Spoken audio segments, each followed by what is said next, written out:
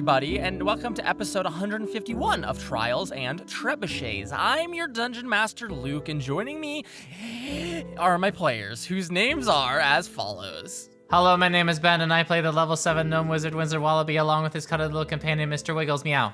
Meow. Oh, you did it. I did it. Oh, shit. Beat you. Hello everyone, it is me, Carla, and I play the level 7 tiefling roguelike Integrity Eye, not Billy Idleberry. The skeletons will pull your hand up, but not out. All they want is to tell on you. They've never seen so much kids as this. Carla, that was pretty good, but I preferred the parts Billy was singing. Billy you or Billy me? Your name's also Billy? No, that's why I'm so confused. There's a joke here I'm not getting. Correct. Watch, I think you should leave then. Oh Hi, my I'm God, Sarah, again. and I play Mira Marchand, the level 7 half-elf bard. You can steal brains or eyes or feet. Bone hands grab if you're not discreet. You can hear me, my bells will ring. I'm the guard of embalming things. Was that Lemon Demon? Lovely. Yeah, cabinet man, because they're Nice. cabinets. Oh my God. Amazing. Absolutely stunning. Hi, my name is Sam, and I play the level 7 human sorcerer, Saranep Cinderman. We've snuck in, we've broken things, we weren't supposed to break things. Let's go. And last time on Trials and Trebuchets, the students pulled a perfect heist on the necromancy department. If you don't count knocking loudly on doors to save a professor from your girlfriend's mom and smashing skeletal cabinets to smithereens as failures in the grand scheme of the heist. Their stolen goods in hand, though, the students now return to Indumati for some good old-fashioned flesh golem life-giving. You all, the four of you, and Delnus Wraithrin, the secret fifth member of Swim, and rocks in your pockets, the secret other members of this team, are headed And Mr. back Wiggles. to... And Mr. Wiggles, the secret 17th member of Swim, and are... the gargoyle that snuck out with and us. the gargoyle. All of you are, and all the eyeballs and all that good shit are headed back to the concourse. A cool stone archway. It's flat and stone, and when you tell the little gnome working in the booth, I want to go here, he says, you can go there, and a door appears. However, as it is Autumn's End Festival times, you can only go one way through the concourse. So as you approach, the realization sets in that you will need to go up to that small gnome in the little toll booth and somehow convince him to let you go to Indumati's place. We can do that. One ticket, please. This Winslow person is Wallaby. afraid of me. Winslow Wallaby and Mira Marchand and Saranep Cinderman and Winslow Wallaby and Delnus Wraithrin and everyone else walk up to the toll Mr. Wiggles. booth. Winslow slams his change on the table and says, "One ticket, please." It's an IOU note. Are you actually going to try to give him something, or are you just asking for a ticket? I'm just asking for a ticket. He'll push the glasses up his nose and say, "Well, actually, since it's the Autumn's End Festival, I can't actually let you go through, because we have to keep the concourse open for anyone important who's still coming to campus." I got a question. Yes. How do you actually open the things? Is there like buttons that you press, or do you do like your own magic spell, or what how do you do that? It's an intricate 6-week course that you need to take to be able to animate certain components of these crystals in this little thing. And I have a crystal associated with every single linked doorway that's associated with the Jeez. concourse, actually. And And it's so a bag full of them. quite rigorous. I So have what does 17 Indumati's crystal crates. look like?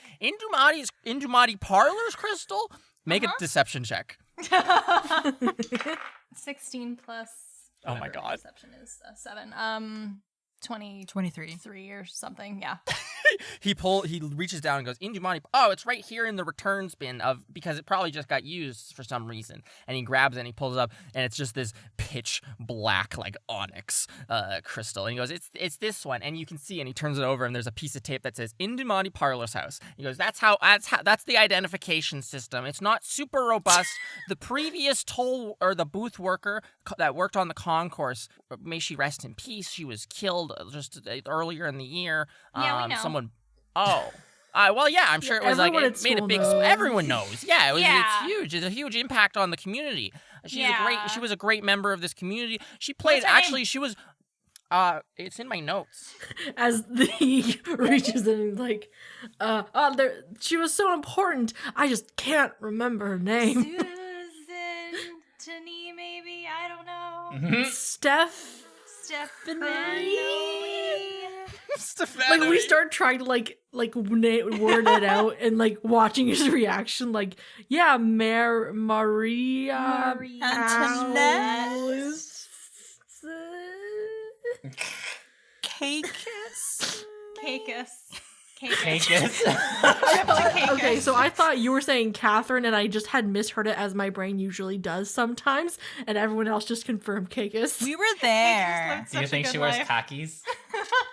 Yes, and she eats lots Oh of hell yeah, cakes. Cacus khakis? Yeah, she used to sell them online too. Oh my god.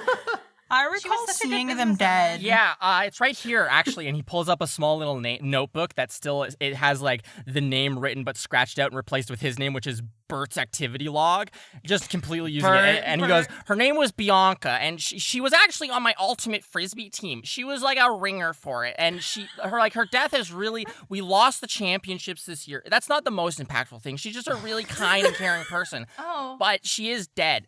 And Yeah. her like organizational system does leave a lot to be it lacks a lot. But she was very good at it. It worked for her. May her soul rest in peace now after her death. You know, Yeah.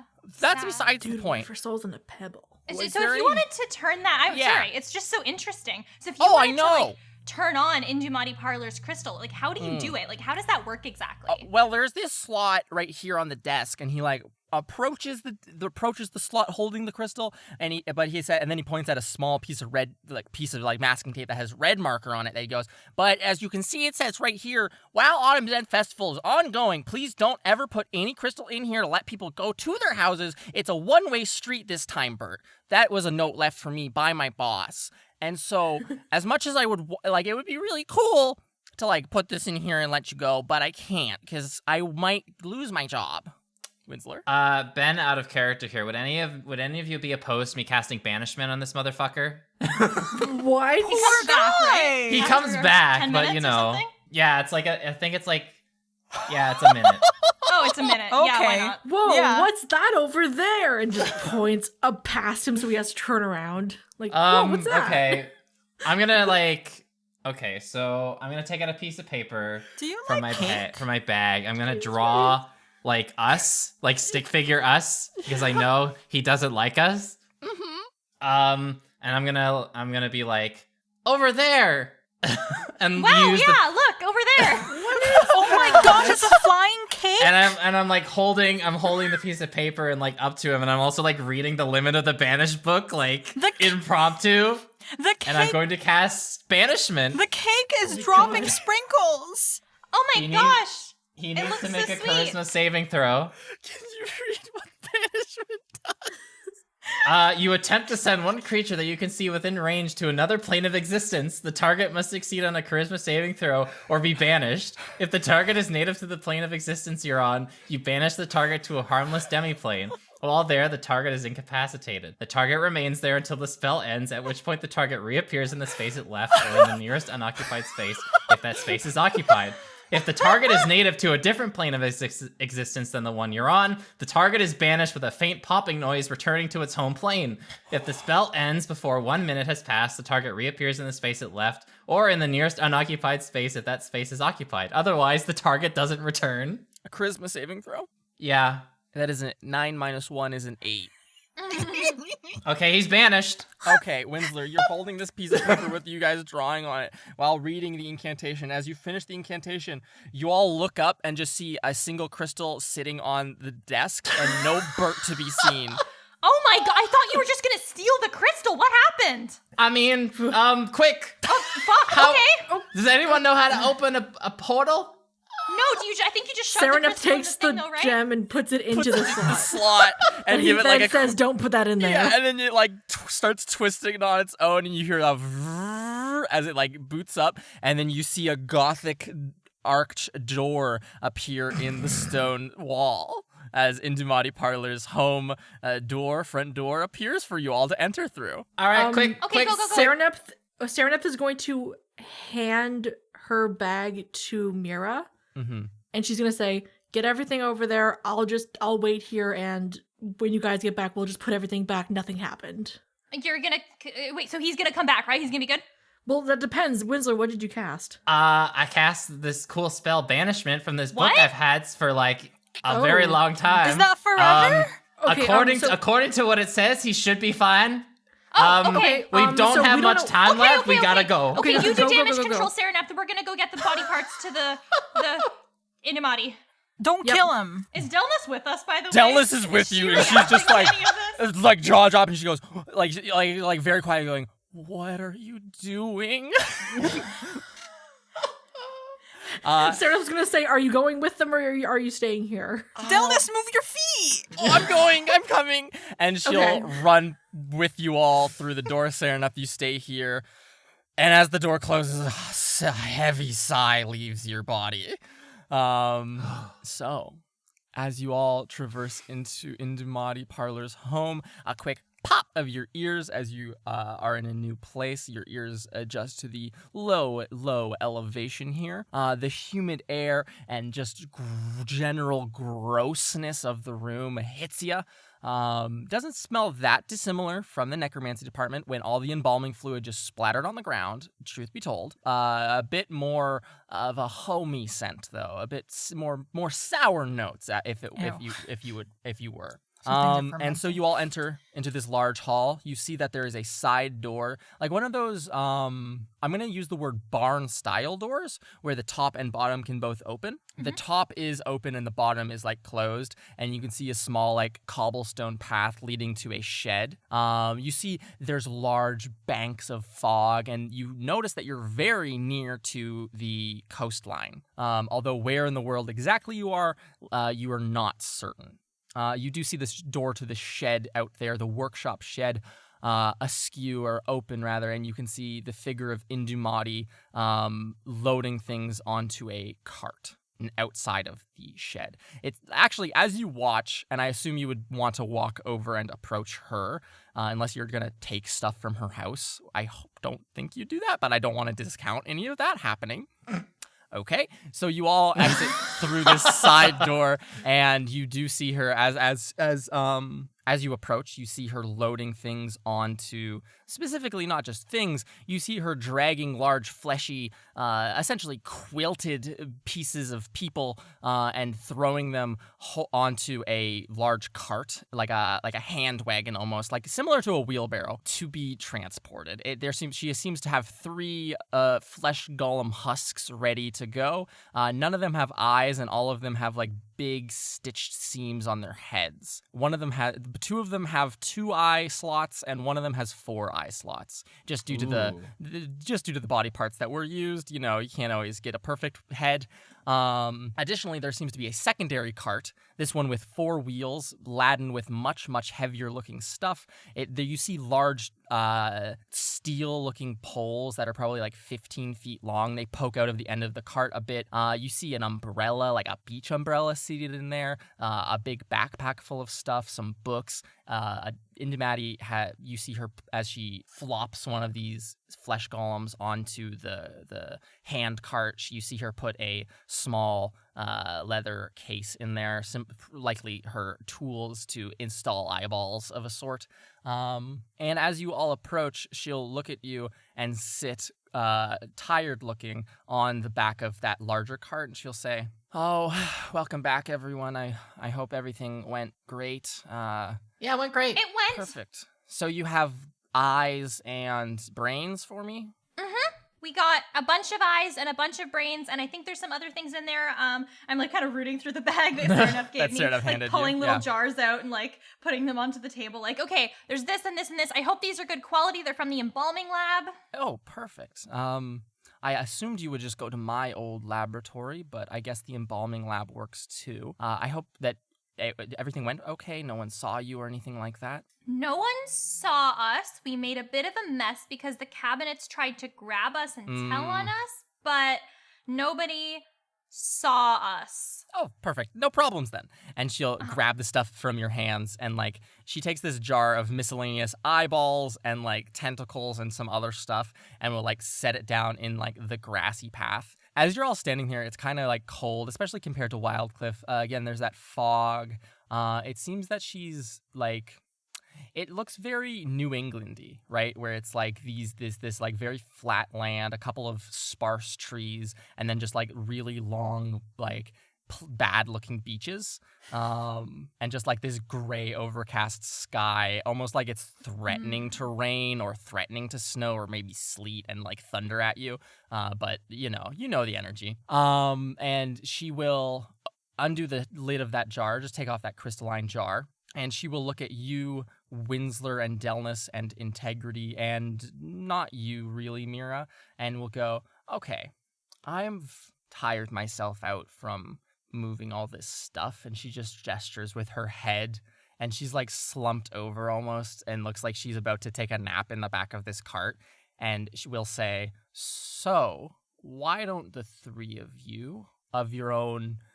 Like, I won't watch, oh no, my flesh golems, I don't know where they are, kind of plausible deniability kind of thing. Why don't the three of you just slot in those eyes? It shouldn't be too difficult. If you've ever made a jam sandwich, it's not that much different. It might be Jam's different. a little too expensive for us. Okay, butter sandwich, something like that. It's not too different. You're just putting stuff on another stuff. Like, when you put the knife in the little container and then you wiggle it around a little, it's similar We to never that. had knives. Your finger? I'm so sorry. I mean, we had spoons. We didn't use our fingers. What the Okay, heck? then the spoon, it's like a spoon then. And she will like just look at like gesture to the small jar of eyeballs, and like she'll turn to her side and open her bag of tools, and there's like little forceps that look like specifically made for eyeball implanting. So I would like and she to has, grab it. Okay, you grab a pair of them. She has like 8 different kinds. They're all different like styles, and it seems to have different metal finishes if she collects them for some reason. And so you can all grab a little eyeball squeezer, A tong. eyeball tong, and could you all give me medicine checks? I have an imagination that it looks like an eyelash curler. Medicine. Sort of. Yeah, Uh-oh. I was imagining similar to an eyelash curler. Medicine. I'm not good at that. Oh, did you say medicine for me too? Yes, please. And Mira, you can do this, or you can let Delnus do this. Let's do it together, so I can put my hand Perfect. on hers. That way Aw, it's a collaborative adorable. and romantic affair. All right, roll with advantage in your case Okay, then. first roll was an 11. Do I not have That's one? 14. Because So I. that's Okay, wait. one. I'm feeling lucky. Oh, did you roll 1? Did you roll, or did you just get to do that whenever you want? You used your feature I can do lucky, it whenever I want. I rolled a 3. Okay. Oh, okay. So Winsler just roll with regular, and Taggart is going to use her feature lucky and get to re-roll her die. And Mira rolled a 15. Was that with advantage? Because Mira, Yes, with Dallas. advantage. Okay, perfect. I just got 16. 15, 16, and Winsler. I rolled a natural 20, so that's 23. Holy shit. I Nice. apparently know how to insert an eyeball in a body. If my memory serves, you've done it before. Have I? I think at the very start of in the the book show. trial. Yeah. Oh, that's weird. I hate this like deja vu. I guess I'm feeling lucky because I'm using the lucky force up. Yeah. It has like a little ace on it, or like a spade, as if it was I like a see what playing you did card. there. So you all insert eyes. Winsler, this is like a precise operation for you. You take the body that has 4 eye slots and just very carefully, methodically, with a precision unknown to your friends, plop those little eyes in their sockets. It makes a satisfying noise. That's a really bad. If Winslow wasn't a conjuration student, he would probably be a really good necromancy student. Yes, you're just so good at creating things. Meanwhile, integrity, you struggle a bit more. This is a bit more irregular this is a bit larger of a departure from your typical things, but not incredibly so. With a 16, if I recall, Yes. you can adequately install 2 eyes. Mira, you and Delnus sharing a tender embrace of hands on a set of eye tongs. As one Grab does. an eye and slot it in, romantic. schlop into the socket. And Delnus is like, that was really good. That was amazing. What the fuck was the deal with, what's the deal with Winslow disappearing that guy? Is he going to be okay? Is that something you guys... What the fuck? Winslow said he'll pop back. He's probably already back. Apparently, it just takes a minute. I've never seen that before. He doesn't. Okay, so that's not a regular thing that he just No, does? not that I know of. Okay, and you're having this conversation while the second eye goes in, and it goes a bit crooked in there, and sitting a bit sideways. And Delnus will look down at it and like make like a kind of phase, and Indamati will peek over and say, "Well, if you're gonna polymorph the body anyways, the eyes don't really matter that much, as long I as thought they the eyes have were them." the most important thing. I said that? Indamati Yeah? says. And we'll kind of like look over at a big. You see that in the back of the wagon is a big tome, and it seems to be bound in flesh, and the pages are like very thick and dusty. And she'll like be reading something and be like, "Oh yeah, it does say that here, doesn't it? Oh shit. Yeah, I'm sure it'll be fine. I'm sure it'll be fine though." Okay. Cool. Next, brains. I think that's a bit more delicate of a procedure. So, take Can your I do time. Oh, you just want to do all of them? Sure. Oh no. But I was just Yeah, hoping that I I'm had not the touching it. opportunity to put a brain. I had to carry everything because you were all running a bit later than I was expecting. I think a storm's starting to roll in, so I carried everything and put it in the in the wagons. I'm not touching it. My hands are, and she holds out her hands and they're dirt steady, like just incredibly steady. And she goes, "Look how shaky I am. I'd botch it. It would just be terrible." So if all of you would like to make brain putting in checks as well, I would like Feel Mr. free. Wiggles to help, like, guide me through it, because I guess he would know how to maybe. would he? Maybe just like make sure I don't fuck it up. Okay, so Mr. the Wiggles cat surgeon. hops out and is like seated with his like lying with his legs under his body on this flesh golem's chest, and just as you've like flipped it over and like opened the back head slot, it's almost like there's no skull there. It's just loose skin to slop in, and then like you can just stitch it up. It's so simple that anyone can do it. Really, Indamati's really set you anyone. all up for success. And so as you're handling what size of brain, what kind of person did this brain belong to, Winsler? Oh, I think her name was Abby Normal. Sorry, I have to make that fucking reference. Oh yeah, so Abby Normal's brain. You take a regular sized brain, a typical sized brain, an average size traditional brain with all of its lobes, A good brain. a good old brain. And No you, coup contra coup damage. Sure.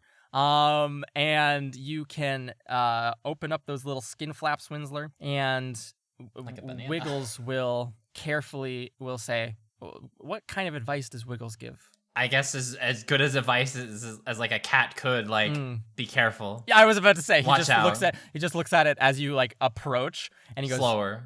"Yeah, be careful." No, turn it around the other way. I think that's how it goes in. Make a medicine check with advantage as well, Winsler. Integrity. What does it look like as you install a brain? We just use our hands for this, right? Yes, this is the hands and then sewing the back of the head up kind of situation. Nice. I never thought I would ever touch a brain, and I'm going to grab it with my hands. I bet you feel so smart. And I'm going to before like putting it in, I guess like the majesticness of holding a brain gives like this existential like dread. You feel a tingling in your own head of like your brain not liking you holding a brain. Yeah.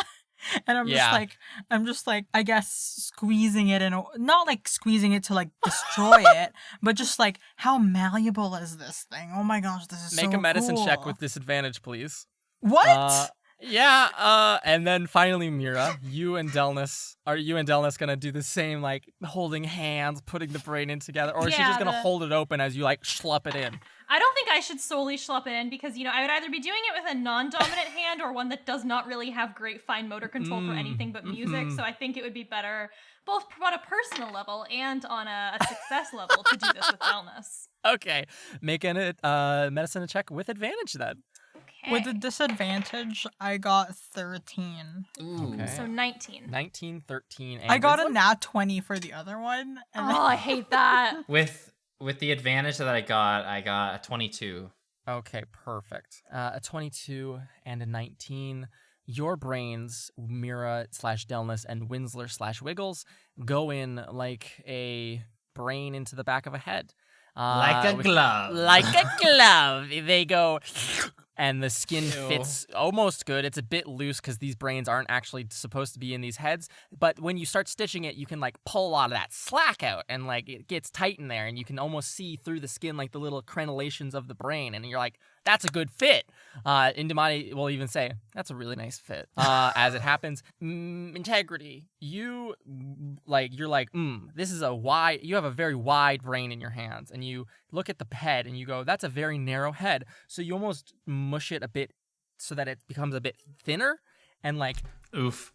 and like slide it in, and like you feel it a bit falling apart in your hands. It's not amazing, but it's not fully mush jellied. It's like there's a bit of damage, but it should be fine. And you stitch her up, and the fit is good. And Indimati will look over at that one and go, that's a good fit also. Okay.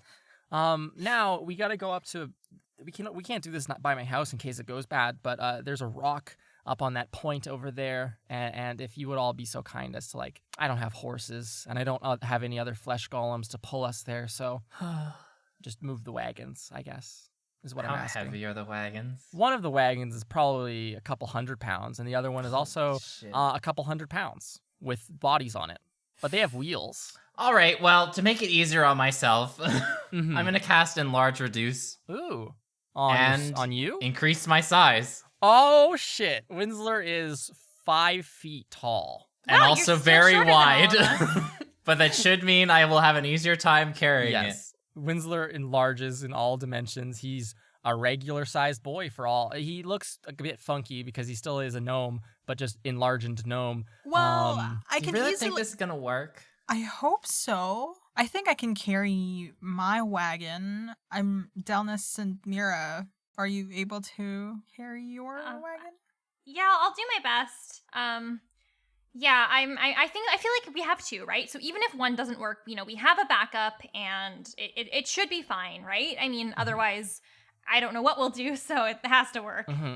And as for pushing the wagon, I'll just stand outside of the wagons, or like not sit in it to weigh it down anymore, because I mean, I can like push if it gets stuck, but I don't look to me for help on this one. I'm not athletically gifted. Yeah, neither am I. But I'm gonna make an effort. Okay. Okay. Good luck. I'm sure Thank you'll you. do great. And Dumati Okay. also says, you're going to do amazing. And Dumati makes no effort to get outside of the back of the Yeah. wagon. Of course just she doesn't. sits in there. So there's 2 wagons to be moved. One a wheelbarrow-esque person, flesh golem bin, and the other a larger wagon filled with equipment and such things. And in Dumati, what is everyone trying to move? I'll move the first one. The flesh golem bin. Yes. Okay. And then Integrity and Mira, a cooperative effort to move the Yes. heavier, bigger wagon. Yes. Yes. Okay. Everyone give me athletics checks. Winsler, make yours with advantage. Ooh, no, bad. Okay, so I rolled a 6 plus 4 for a total Ooh. result of 10. Okay. I got 18. Okay. Athletics? Yeah. 11. Oh, goodness. All right. So, Mira, you're definitely trying as the wagon comes to it takes off at a slow start. Integrity, you are at, it's like these 2 posts that stick out from the front of it that assumedly you would attach to horses, multiple horses. And so the 2 of you can kind of like take those wooden cross members and just start pushing them. And Mira, again, slow start. This is difficult and rough. The terrain is moist. Your arms unfit really for the task. Integrity, you start pushing, and boy howdy, that wagon, it definitely starts moving. And Indumati will say, great, just another 2 kilometers to go, and we should be there, no problem. 2 kilometers? As you look, and it's like a steep incline up a hill to a point where you see a Oh large my. stone. You didn't tell us that part. I thought it was obvious. I mean, where else would we be going? And Integrity just pushes and pushes. Winsler follows, taking heavy steps behind you, adapting to his new form. And I would say you all can make it halfway before Winsler, your grip just gives. Your grip just absolutely gives. 'Cause My you're just size holding doesn't even this- stay up for that long. It only lasts like a minute. Oh my goodness, a minute. Okay, so this is what happens. You guys last a minute going up this steep-ish kind of hill towards a rock near the coast, and then you hear a crash sound as behind you, the Winsler has become gnome-sized again and has let go of the wheelbarrow because it is much, much, much, much, much larger than him, and it just immediately tips over on this hill, spills out all of these flesh golems, and they just start doing that thing that little kids like to do where they roll down hills and just start rolling down the hill back towards Indumati's house. Great. You hear meaty splats as they hit the side of it. It doesn't seem that any major damage has happened, but also they don't have like blood running through them or like are living, so it's hard to tell. They're essentially just big pieces of meat that are rolling around in the grass and just getting hurt. I would like to try something. Yes. So you said halfway through the 2-kilometer walk? 1 minute into it. 1 minute actually. into it. 1 minute into Okay. it. Yes. Mira, can you just quickly hold onto this? I will try. Delnus, can you like quickly hold onto this and just like make sure that I can try. And she runs over to the back of it to like, and like puts her entire body leaning into the back of the wagon. Mira and Delnus will now make athletics checks, please. Okay. Oh! Nat 20 plus 5 or some fucking number. Yeah, Amazing. 25. 25. Okay. Delnus got a 12 minus 1, which is 11. So, but it's not even an issue as you just kind of like moving the wagon, kind of difficult. Just keeping it from rolling back, much, much, much easier, right? That's just like a hunkering down and kind of like going to a dark place in your head kind of thing, which super easy, Very right? easy It's just for right Mira. there, just below the surface. Oh, yeah. So Integrity. yes. What were you going to be trying? I would like to run down all the way to the bottom and inspect if there's any damage. And I am going to cast my Tensor's floating disc. Perfect. So as you run down, you see that there is damage to the building, but not to the bodies themselves. Okay. Like maybe some of the seams have split by like the elbow or something, but it doesn't matter that much, you know? I'm going to transform and it so, anyways. Exactly. So from your robe, you pull out a little vial of mercury. You bloop it on the ground. It turns thin and large, like a 5-foot diameter disc, and you can just huff on a couple of these bodies, these 3 flesh golems, onto your floating disc. Integrity. Yes, like a pyramid. Like a little pyramid they make. Yes, like a little pyramidal pile of bodies. I don't know why I didn't think of this in the first place. Yeah, I also thought of something that might have helped a little bit too. Oh, I'm sorry. It's okay. I could probably use it to help Delnus and Mira with theirs. Yeah. Oh, they definitely point, need it. You point at it. You see Mira is just stone-faced, just staying in a single position, just holding this wagon firm. Indumati is like looking through that book in the back of the cart, not making any attempts to like help or, you know, lighten the load. Or even just stay still. She's very much moving and looking for stuff. And she goes, "I think I packed my folding chair in here." And Delnus is just holding up. Delnus is like holding up the back of the wagon, not really knowing that Mira has just got it. And you can see her face is just red. It looks like she's just about to like pass out. Winsler, what did you want to do? I'm gonna move over to Delnus and Mira, and I am going to, let's see, it's in here somewhere, right? I'm gonna pull out the Badger book. Oh my god, that's a deep fucking cut. Yeah, Okay. and I'm going to use it to summon the Badger. Okay, Winsler pulls from his I don't have the fucking. Do you have the name of the book, or do you just have Badger Book written? Let's see. Should be I on the think it wiki. was. It's on the wiki, yeah. Yeah, it should be on the wiki. Oceanic, you're saving us. Oh, Fauna of the North. Winsler pulls out a small book that reads Fauna I put in of parentheses the North. Badger Book. Badger Book. Winsler pulls out a small book from ages long past that reads Badger Book, and you open it to the middle page, and emerging from it, a little paper badger like pulls itself from the pages and like splaps on the ground. It's a little badger. It's a badger. You see a badger on the ground. It looks at you obediently, feverishly awaiting your orders, as if it has been waiting for this day for many, many, many weeks. I'm going to have it like help move the cart Absolutely. up the hill. Make me a badger athletics check, Ben. Oh fuck. A badger athletics? What did you expect? Badgers I are don't know very what the strong. stats for a badger are. Oh my god. Let me get you badger stats. Jesus. It's +5 strength. So bad. This is so fucking pointless. A badger has -3 strength. Well, And that's a no- 1 then. It fuck all. This paper badger, you see Mira walks up to the cart and like starts like just pushing against it in an attempt to move it forwards, like just shouldering it with its animal like strength. And you just see the top of it, Mira, just start to crumple because it's made of fucking paper. And it's like, and you also see immediately, this is like something I think you're tuned into because of your pet, because of Kurorigami. You see the humidity just start to seep into the pages of the badger, and it just gets kind of like wet and like mushy as it like pushes, and it looks like it's turning into paper mache before your very eyes. Okay, that thing is definitely dying. All right. Come back, little guy. Come back. Get The it. badger crumpled and wet limps back to you, Winsler, and like as you hold the book down, it crawls back into the pages as the book is just now like moist and humid. All right, I've got one last thing up my sleeve that might make this easier for us, so I might as well do it. I'm just gonna throw my red D6 on the ground. Oh my god! I don't have any of these notebooks ready, bro. I am using everything in my arsenal to move a damn cart up this All right. windy ass hill. Roll a d6. Imagine if it's That's a 1. One is okay. So 1's new. You fucking a gremlin. buffalo. buffalo. You forced my hand. What a bunch of scrawny nerds. This is Indumani's fault. She could get out and help. Yeah, she's not At fucking any helping. time. Enlarging myself didn't work. The badger was fucking useless. The last thing I have that isn't a fucking spell is my D6. Just imagine Edamani like making like bad jokes every time people are like, oh sorry, can't you see I'm dead off my feet?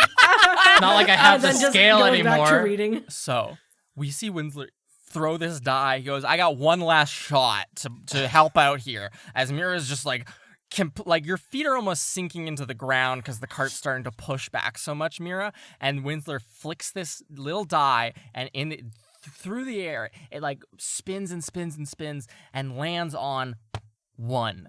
And then it glows a bright and beautiful orange, and standing before you, the width of probably a large coffee table, like a big coffee table, probably like about 6 feet tall, and the width of a coffee table with big ol' pincers, bright orange. You see a giant crab. up Oh here. my Oh god, my it's a God. giant enemy crab. Its little silly little mouth goes, hello, I'm Poji, the dream crab. How can I help you, master? I mean, this would help your situation. I mean, it's a big crab. It can push things. Do you need me to push in this moment? Can you- Or click, click, click, click. Am I needed for the ocean? And Poji, the dream no. crab, looks longingly towards the ocean. Its little orbicular eyes. No, I don't need. We don't need to help around the ocean, but we could you maybe help us move this cart up the hill, please? I can do my very best. And it will like scuttle over with incredible that's speed, scary. sideways. Dallas goes, oh shit, and moves out of the way. Oh, no, worry. This one's normal. So depending on the form, does Poji wish for different things? Like when Poji, he was a chicken, I did mean- he wish for a pasture? I have no fucking clue. So Ben, Oh, this- all right, Uh-huh. here's the shit. All A right. giant crab has +1 strength. Dude. Okay. All right. So make your roll. it Make an has to athletics be check. worth something. This is absurd. Okay. That's an 18.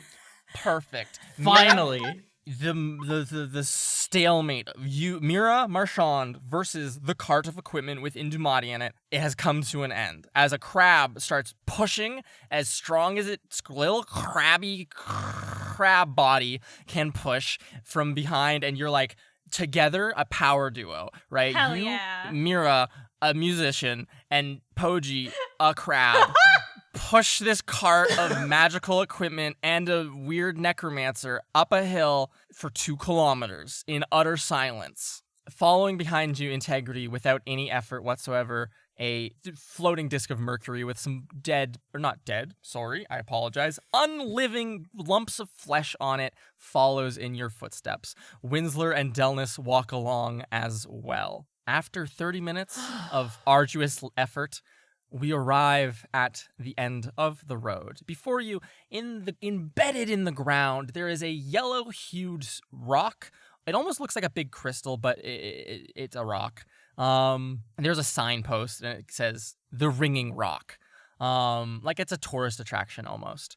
And as you stand here, you see off.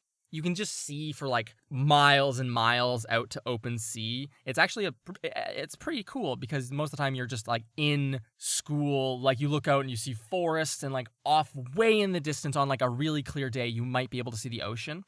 But today, standing here on this like point out in somewhere in Agia, you just look out and see miles of ocean. It's stormy and windy up here. There's big storm clouds shaped like anvils off in the distance with lightning, and you can hear the quiet claps of thunder. And from this stone half embedded in the ground, you hear this like ringing coming from it, almost as if it's like brimming to the edge with some sort of energy or vibration, right? And so the cart comes to a full stop. Mira, you are sweating buckets. This is probably the most physical effort you've put in.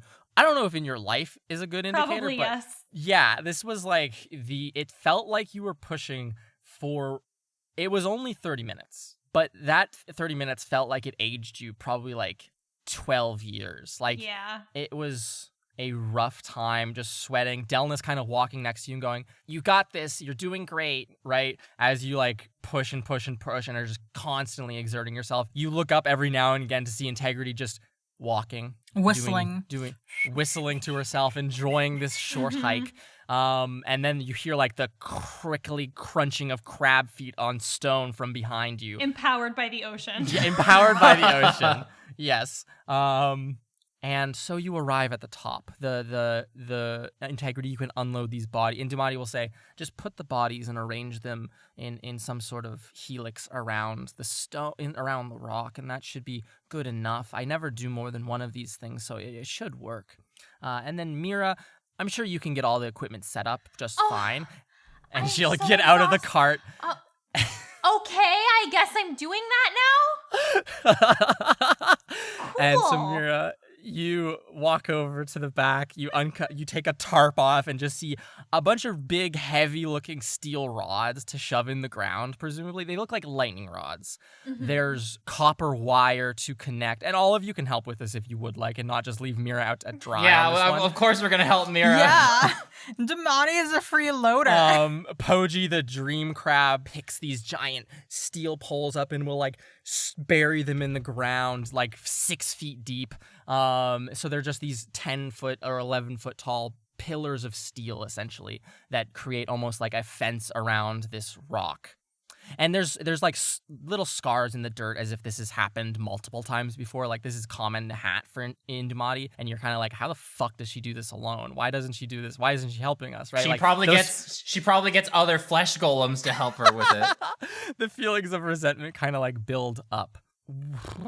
Is there a check as a group that I can make you give me an Arcana check to set up this like ritual apparatus properly, please. You think I could ask Poji the dream crab if it knows anything about magic and 22. Arcana? No, but because he's a good physical laborer, you do get advantage on your checks. Everyone can have an advantage because if you need something moved, Poji the Okay. dream crab can just fuck pick it up off. and move it for you. Really? Okay, first roll was a 7. Second roll was a 1. Jesus. So total of 10. So this is Arcana we're rolling for, right? Yes, please. Okay.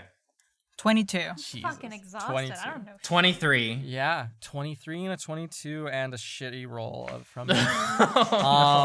Okay. With the aid of Poji the Dream Crab, Mira's exhaustion does not endanger the situation.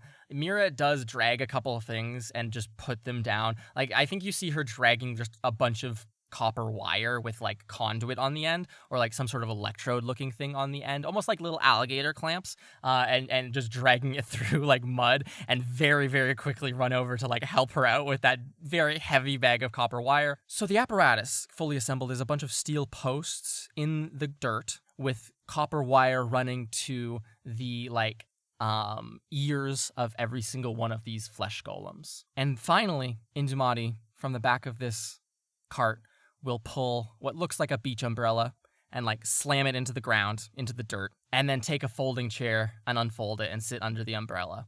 And she'll say, all right, now it's just a waiting game until the storm comes. So if you want to sit down or do something for however long it takes, or unless one of you knows how to summon a storm by chance, I'm sure praying to the, yes, Yeah. Sereneth somewhere, you get an itch on the back of your neck. I wish Sereneth was here. Yeah. I'm sure praying, and she giggles for a second. I'm sure praying would be very helpful. And I mean, I guess if Murandine was here, none of us are really Stuyvesant. and she just she picks up this flesh-bound book, Mira, and just is reading it as you reply to her, ignoring you. I'm just gonna sit under Poji the dream crab as a little shelter. Oh, absolutely. He stands firm, or they stand firm. Their big pincers in front of them, and they'll say, "Can I not go in the ocean, master?" Why are you so fascinated with the ocean? To look upon such a magnificent thing. Oh, were that I were in its cold and dark embrace. I mean, are you the same Poji that was also the salmon and also the chicken, or are you a different one? I am Poji. All right, well, I Yes. guess that answers my question. Poji the dream crab is one of many forms. Master, long have I served you and long will I serve you. In all your deeds in this life and the next. Both All right. here and in dreams. When needed and unneeded. But whenever called upon, I will answer. In whatever form you need me. But God, I would love to be in that sea. Look at the turbulence of it all. All right, well then maybe one day I'll take you to the ocean, I guess, and we can have a beach day. One day. I look longingly towards it, master. All right, well, me too, I guess. Yes. And you all sit here. Integrity, what are you doing in this time? I mean, I think that I'm just savoring this moment and watching this interaction between Okay. Wonderful. I never Winsler. knew Poji had such longing for the ocean. Do you think Poji has the same dreams when they're a chicken? I've never Um, you live in a farm. Do chickens like the water? I mean, we never had chickens. We only really had cows. Oh. Our neighbor had chickens. Do they like They water? they were ruthless. You try to put water in their little feeding areas, and they attack you. Oh, I guess it's a I good used thing to- that Poji wasn't a chicken this time. Yeah, one of our other neighbors lost a finger that way. The perfect form, just as requested. Poji the dream crab is always right for the job. Right. Okay. All right, Poji. As they have their gigantic claws up in front of their face, chunk, chunk, cha-chunk, as they speak, as if a verbal period to their statement. And Do you have a cow form? I have infinite forms. In infinite worlds. Could you be a cow? Now that's a more difficult question, Master. All right, I guess we'll find out next time I roll the dice then. It's like my mind is destroyed and recreated when I'm called forth to this world. Jesus fucking Knowing Christ. only the moments of existence you are benevolent to grant to me, my master. What is this deep Poji lore? This is horrifying. And for my last wish, I wish you to be free. I now understand why Celti had this. This is so horrific and like truly horrible for this poor creature. And Mira, what are you up to in the time while all of you are waiting for a storm to roll on in? Physically exhausted. I think that I'm just like flopping down on the grass and like lying down and looking up at the weird clouds as all of this is happening, just like turning my head to watch this conversation. Okay. I think Delnis will lie next to you. And like when the moments of time drift and it seems Indamani is just reading her book, she's drifting here and there. It looks like she's kind of falling asleep, but not really. Like that thing where the head lolls back and you catch yourself and pull forward. Yeah, long blinks. And Winslow and Integrity listen to the musings of Poji the dream crab and the longing ambitions of such a being. You and Delnis can watch clouds and like point at them and be like, that one looks like this and stuff like that. I will place my hand on hers and stroke her hand with my thumb. Cute. Aww. And she'll say, I think after a few moments, she's like thinking back to the moments earlier when you were still on campus, and she'll say, I never knew that they had bad blood or anything like that. Did you hear what they were arguing about? Like my mom and Professor Alaro? Yeah, actually, they were arguing about me. Your mom really wanted to know what happened to my arm, and, you know, I guess she was just worried. I get it. Like, my parents are like that too. And so, but Professor Alaro didn't want to say anything and doesn't really know anything, so it was kind of tense.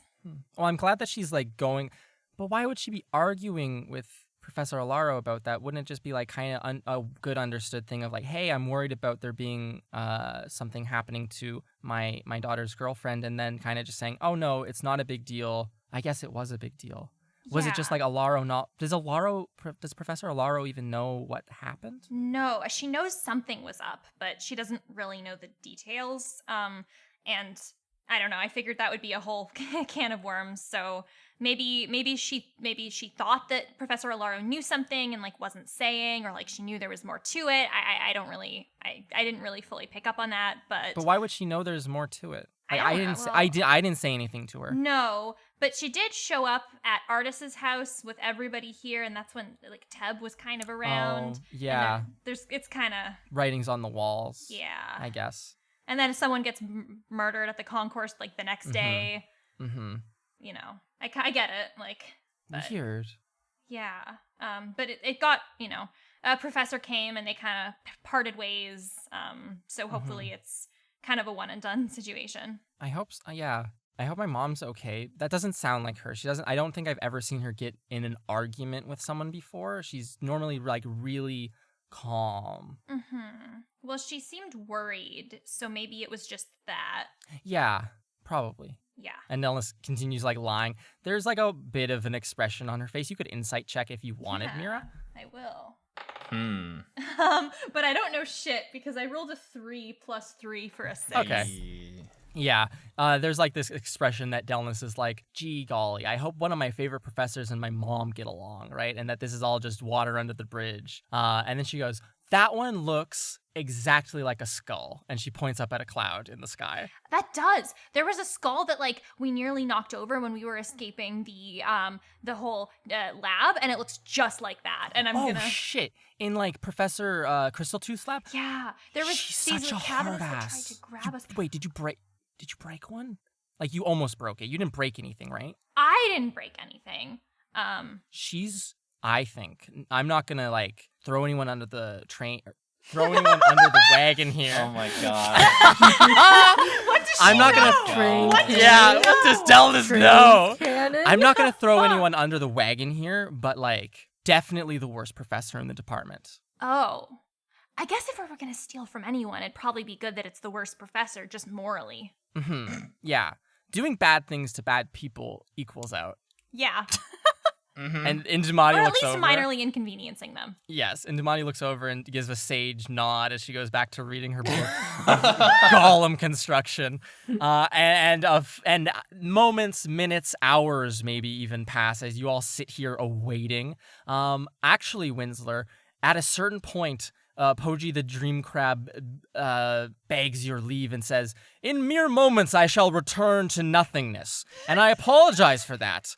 But I have no control." And they just go and turn back into a little D6 as you have all waited here. I was hoping that like they would just be like slowly like fade into like sparkles onto the wind, and then all that's left is just a red D6. A little die. That's what happens, actually. It's very dramatic and looks way over the top. I'm and there's not a feeling little so well, Mr. Winsler. No. a little D6 drops into your hand perfectly, as if fate itself was like, "Hey, take this." And you all wait here for probably keep it in my pocket. 90 minutes as this storm rolls in towards you, sitting in silence after a while. There's a hum in the air from that stone in front of you as it grows more feverish and intense as the lightning storms, those lightning clouds approach. They begin. The rain begins pouring down upon all of you. Indumati will actually take down her umbrella and put it back away so that she does not get struck by fucking lightning. Because that is not her brand. But we'll continue sitting in the folding chair as the lightning storm rolls in, this cold rain upon your skin. There's like a charge in the air, that smell of ozone as lightning starts to crack down. You might all take steps back from this large apparatus if you are smart, and from afar watch as large lightning bolts scrape against the tops of these lightning rods and are almost acting as a conduit and charging. Every single time a lightning bolt cracks into one of these large poles, you see those three bodies of flesh golems just jolt as if life itself is being pumped into them. Indumati will say, "The brain and eyes are all I can do, and nature just has to do the rest." And kind of watch in anticipation, and almost knowing that this doesn't always work, right? That's the kind of look on her face. Can you all roll D100 for me? Oh, Including you, Sam, please. I would appreciate your D100 added to the pile to make certain things occur. I don't know if this is good or bad, but I got an 11. Oh, on A D100? 10 and a Holy 1. shit. That's good as shit. Oh. What's a 0 and a 0? A 0 and a 0 is A what? There's 0, 0, 0. 0, 0, 0, 0? Yeah, That sorry. is a 1. I think because those count as 0, like 0, 0, 0 is 100, actually. Okay, 100 then. If it was 0, 0, 1. Yeah. Okay, so 111. Ben? 98. Oh my my God. gosh. I got a 20. We're gonna fucking explode. Two extremes over here. Okay. So what we see occur It'll even out, right? is the lightning just blasts into this. That rock glows with a bright blue color now, as opposed to its previous yellow. It's almost alive with lightning and the magics of such natural things. And you can hear this bzzz, like just sparking, like giant sparks of lightning lashing out from it into the grass and just burning the grass. And Dumati will take another big step back and sit back down in her folding chair. You're now like 45-ish feet away as you just see these bodies just get all this lightning channeling into them. One of them, you see the surface, that quilted flesh surface, begin to bubble almost, and just almost as if the wire, you see the copper wire leading to that one start to like glow a red hot and almost start melting, as does like the flesh of that golem. And she goes, one down. And then you start to see the beginnings of that happening on the second one, the one that Integrity you had mushed the brain into. And it starts with the head actually, and the head almost starts like boiling and getting this like, almost when you put a hot dog in the microwave for too long and it gets that surface texture on it of bubbled and boiled meat. Yikes. And the third one sitting there on the stone as this storm rolls over for a good 20 minutes, just gets electrocuted over and over and over and over again, probably upwards of 23 times, as lightning just crashes down on this thing and thunder rings out. Just sheets of rain fall down on all of you. You might even take cover, like be sitting under the wagon to stay out of this terrible rainstorms, so as not to get sick, because it is late in the year and that's a very real possibility. And when the rain passes and the overcast day remains and the fog is still here, but that rainstorm and lightning crashes on further inland, off to destroy stuff inland, you see a twitching form on that stone, that ringing rock, start to stand up of its own accord and its own living force. It will begin to walk towards the group of you as its eyes, this is the one Winsler worked on. It has 4 eyes and it looks at all of you. One eye looking at one person at a time. The eyes are not synchronized in any significant manner. It has almost looks like it's 2 heads that were like merged together with a nose kind of like joining them. And it's like 7 feet tall and just like a big quilt of flesh.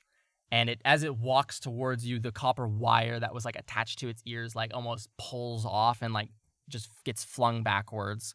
And it will, and the flesh though, resilient now that it's weathered the storm and has all this arcane energy interposed within it, a soul of sorts within the body, but not really.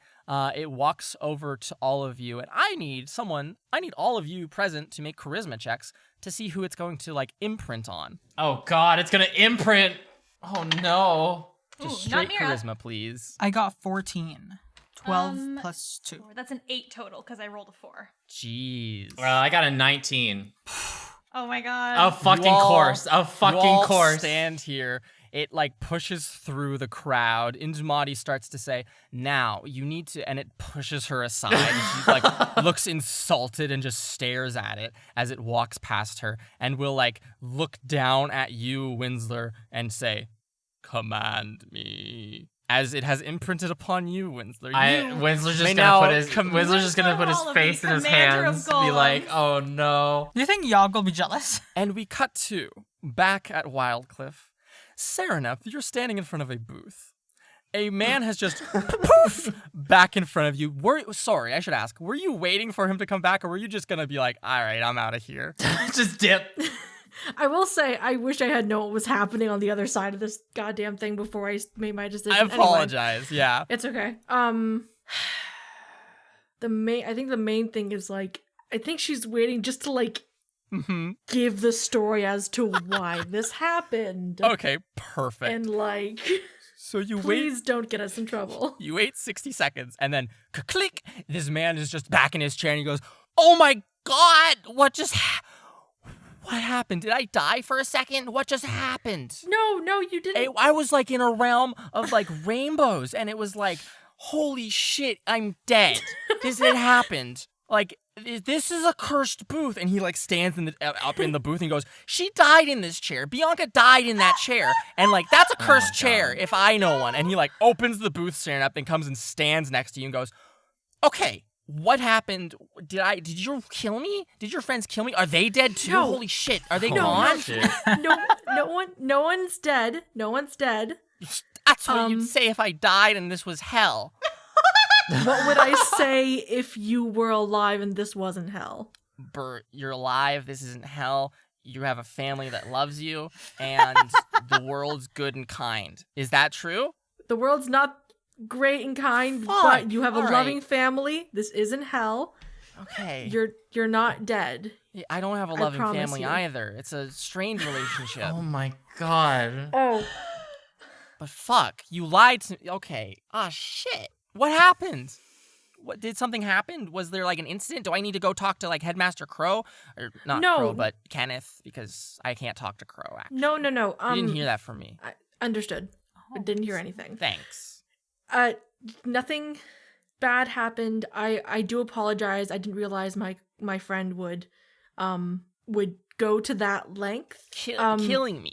Or just No, blasting you me. didn't die. You didn't I die. didn't die. It's gonna You take. did not I'm gonna have die. to unpack that. I have therapy like tomorrow afternoon is going to be like the next 6 months. What's a month? This is going to be like the next 2 seasons of my life. The big thing is you did not die. I didn't die. No, you don't. did not. Who among us dies? Bianca Us. died. Bianca died. That's besides the point. So what happened exactly so that I know what to like skip, like what to dish out? Do you know what I mean? Do I have to make a report about this? Are there students missing? No. Okay. Well, we saw something weird behind you. You turned around to look at it, and you just kind of fainted. Give me a deception check. Give me a deception check with advantage, because Bert is in a state right now. Fuck. Okay. So that is a non-natural 20. What is this Ooh, episode? The best. So he goes, "Oh my god, I did, didn't I? I remember it. I remember it clear as day. I fainted. You passed out, and we were worried, and so my friends went to go get someone to check on you. I said I was going to wait here Oh my when god, you woke up. such kind souls.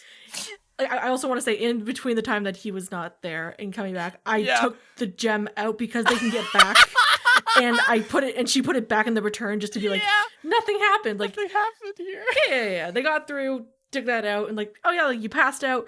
But I'm so happy to see that you're awake. Oh. I'll go let them know that that you're awake. Are you feeling okay? Everything's good? I feel like I died. Is that?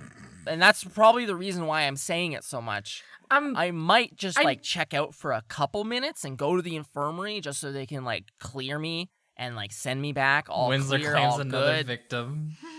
Yeah, 100%. But thank you so much. Yeah. You're an inspiration. No other students really like I think would do that. So it's very nice of you to have stuck around and like your friends to have like gone and got medical help. Like that's amazing. Like you're the salt of the earth, the lot of you, right? Okay. Thank you so much. Nope, it's no issue. And he'll run back into the booth for 2 seconds. He looks very scared to be in the booth, and he like is not going near that chair, and like pulls a small sign out from underneath the counter and he puts it up on front of the counter on the kiosk, and it just says, "Out for lunch, back in 5." Right? And he like scoots back out, locks the booth behind him, and goes, "Okay, gonna go get a quick physical check to make sure I'm not like dead or dying." That would be fucking wild if I was like dead on my feet. Thank you again. I hope you have a great day. Concourse cannot be used. It's a one-way doorway. It's really cool. If the lot of you, I'm not in a state to explain it right now, but if you ever do want the full explanation, Thursday nights, 7 p.m., I am hosting a training seminar for the next 6 weeks, just in case, because there needs to be a replacement, and there's only 2 of us, and we need to hire more people. Doesn't pay great, but it's something to put on your resume. But so like tell your friends, all of you seemed really interested. So I hope I see you there next week. Okay. Thank you again. And he'll tap you on the leg high as he can get you, not even in the hip, and just scoot on down through the path on campus. Yeah, she's like smiling and like waving goodbye as you walk off. Just And, perfect. The second he's out of sight, she just like leans against the wall of the booth and she puts her face in her hand. She's just like, it's been a lot today. She's just like, I am gonna sit down. Yeah, absolutely. Is there anything else you're doing this afternoon? I know you had expressed interest in arranging some sort of potluck of sorts. Or did you just want to like decompress away from your friends for a moment? I think in her head, she didn't know how soon. Obviously, like, Sam knows that they're doing the whole thing right now. She doesn't know that that's happening right now. Absolutely, yeah. So I think she would wait for a couple of minutes. How long does it take to drop stuff off and then come back? And they don't come back. Yep. So she waits a little bit longer and they still don't come back. Yes, correct. And so she then thinks, okay, before he comes back, the fellow who was working in the booth, she's going to, I guess, head out. She doesn't really maybe like check in with her other classmates, see how Corinna's doing. Absolutely. See if Angelica's awake. Some good catching up time. You can head to the festival grounds. Some people like wave at you and say, "Hey, Serenep." That's Alina. As she walks by, she seems to be with her two parents, who are both gruff-looking halfling. Her father is a very gruff-looking halfling. He has square glasses and a very thin mustache and like suspenders on, and like he's a pretty stocky, wide guy for a halfling. And her mother looks to be a very stern-looking woman who wears her glasses on the very end of her nose. Alina will say, "Hi, Serenep. These are my parents. Blah blah blah," and they'll like introduce themselves for a very quick second. Her father hands you a business card and says, "If you're ever in the vicinity, we'd love to have your support," and like shakes your hand. And like you look at the business card and it just says John Hollyfield, and it doesn't have a business. It just says John Hollyfield. She's like, thank you. I'll keep that in mind. And she says, "Keep the name in the back of your head. Be sure to, if you ever need anything, you call me up, okay?" "Okay, it's been a pleasure." No And they call walk tag. off. she goes to put it in her bag, but then she just remembers that she gave her bag to Mira in So like you like slide the into a cacophony pocket. that was earlier. She puts it into her. She just kind of holds it for a moment. Then she like slips it up her sleeve. Could you make Like, a yeah, it'll perception go check there. for me, please? That's a 9. Okay. So, like two ships passing in the night, we from a third-person vantage point see Serenep walk one side around a fountain and like looking to her right at a bunch of like stalls looking for people she recognizes or knows, and we see on the other side of the fountain, like 180 degrees away, Philip walking, doing the exact same thing, almost looking for Serenep, as they just completely miss one another in their single-minded focus. Serenep, you see a couple of classmates that you have like passing words with, but nothing major really. Like mostly other first years, because that's who you associate with. But in the back of your head, you're thinking about the Lindmans. And so you make your way to check on Angelica Lindman in the infirmary. When you arrive, you actually bump into a small gnome running out of the booth. It's Bert, who gives you a thumbs up and goes, "Good thing I'm not dead. They just said that I had some sort of magic cast on me. So I assume it was some sort of magic fainting spell, which is severe. So I'm going to put in like a requisition to get like anti-magic glass installed there so that people can't kill or magicify or something like that. It's like something to just please keep me safe, or maybe even just like a vest or something like that." Whatever we saw behind you looked magical. Like, Yeah, then I would love to talk, but like it's been 7 minutes and my sign only said 5 minutes, so I really need to get the hell out of here. She like But steps to the thank side and you kind of so like holds out her much. arm. And she's like, "Yeah, go ahead." He just runs. He takes off in a dead sprint across campus. He like his little nose like he's going very slow. He's moving very fast, but going very slow. And you can enter in through the not saloon-style doors of the infirmary, just a single door that goes and opens. It's a T cross-shaped building almost, and you see in on the left, in a bed covered in a blanket, looking very, very sick, a pale, fair-skinned girl with like dark blackish hair that is not cleaned really in a couple of days, and she just looks, her eyes are dead shut. Angelica Lindman is there in the bed still, and seated next to her is a girl with straight bangs and her hair done up straight, or done up in a very tight bun, and it's still wearing just like bright red leather armor, essentially. And she's just sitting very upright on a chair next to the bed, Karina Lindman staring at her sister's face in that bed. Did you want to go up and say something? I don't think she would say something right away. I think she would, but she would walk up and maybe take one of the unoccupied chairs and set it down next to Karina, and she would take a seat and like kind of like be like a "Hey, I'm here" presence, I guess. Karina will look at you. Not look at you, sorry. Karina, without even looking at you, is just still staring at her sister, says, "What the hell happened? Why is my sister like this? Did your cousin do something like this? She made it sound like she did." No, it... With the festival coming up and everything, she was worried, especially with, what happened with your parents and everything. She wanted almost looks like, Sarah, when you say that, it almost looks like someone slapped her and her face just like tightens even further than it already is.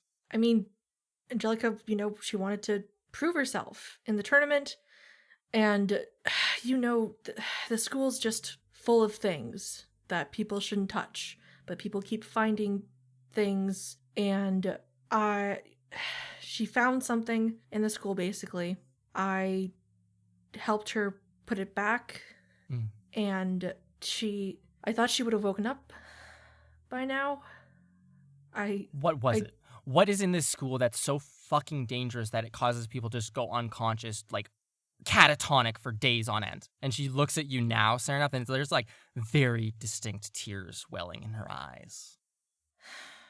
There's just old magic, old dangerous magic. So almost every society that we're in is built on old magic. That it just, I'm trying to find a way to fix this. I thought it had been fixed, but it wasn't. I'm still working on things to help in some way.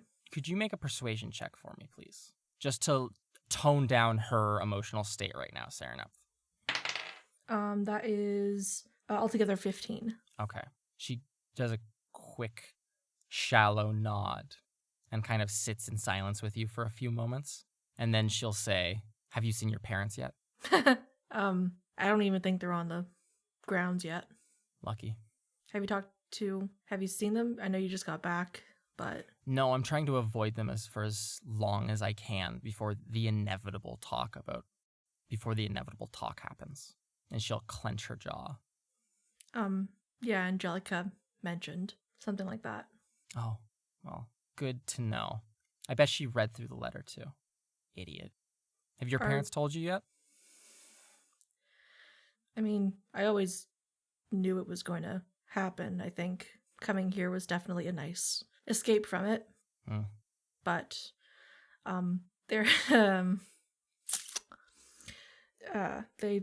they mentioned geez, what was I think she kind of like laughs to herself because like she's trying to run through because like Lord Frederick and everything, like she's trying to run through like a face to the name of like all like the different like parties that they had to go to when they were younger, like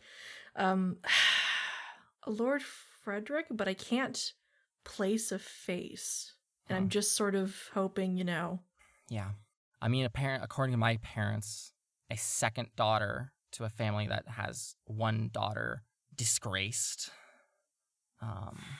doesn't really have very good strategic prospects. And she says that with a lot of venom, Serenap. So I hope you do better. I mean, I think the best would be not having to have a marriage due to prosper in your name, you know what I mean? Like what is our whole purpose? We're gonna be sent off to somebody, get married, have to have kids, and pass on a name and then die? That's our whole thing? Like, at least if you're not being forced into a marriage, you can like go off and do something, maybe?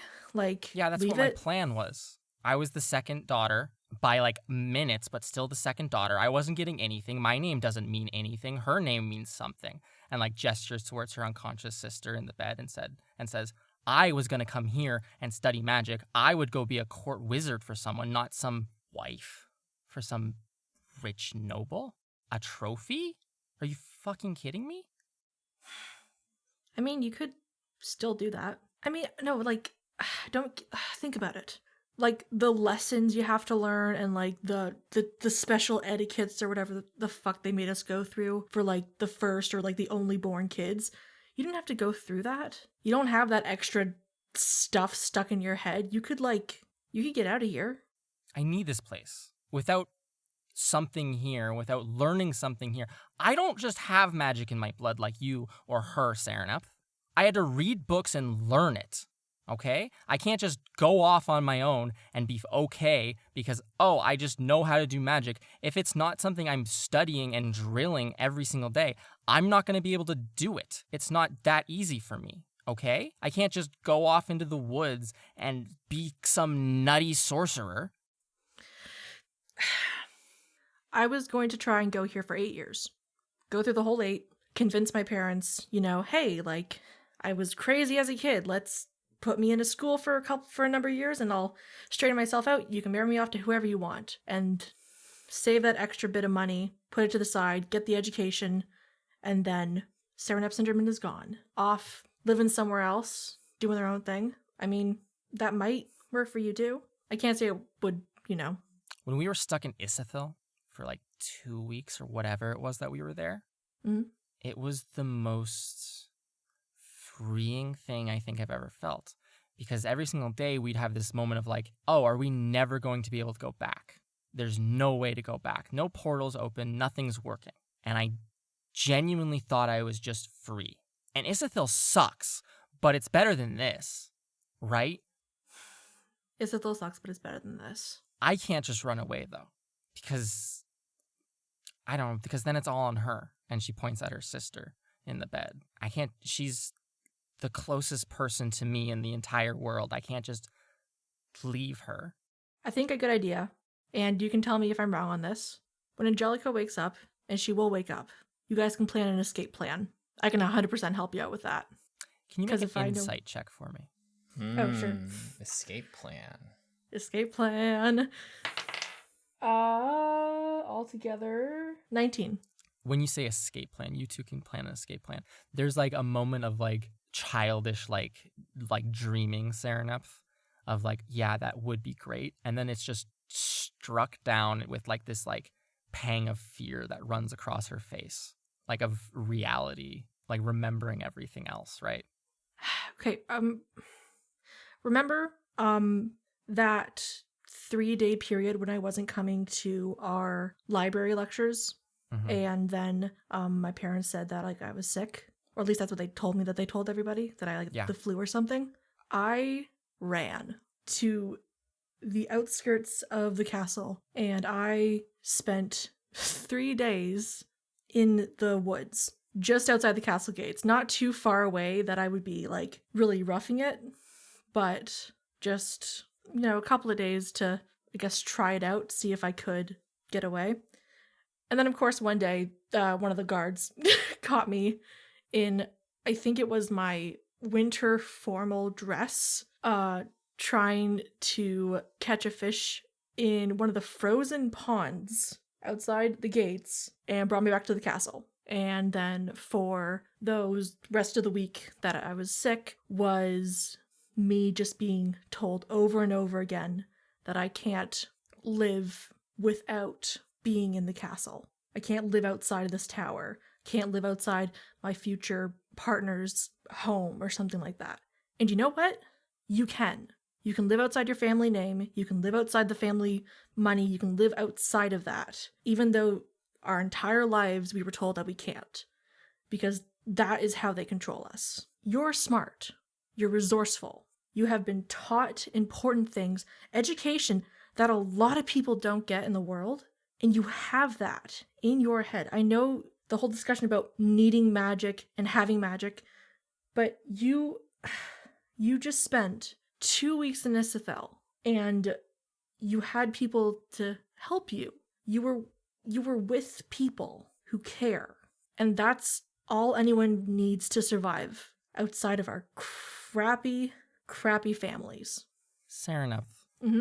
Her face is like quivering between different expressions that you're uncertain of. It's just a melting pot of emotion. I think she very much looks like there's a lot of things boiling over under the surface. But I do think your words ring true for her. And when you finish them, she'll give you a moment in case there's anything more, and will look at you and say, "Thank you for being here for me. I need to go change, but can you please watch her for me while I'm gone?" Of course. And she will give you a very deep hug as you're seated here next to one another. And I think we'll leave on that for our final scene. And Carla, could you give us an outro for this wonderful episode that went all over the place? Comedy, drama? We hope Tragedy? that you enjoyed that episode. Welcome to NPR.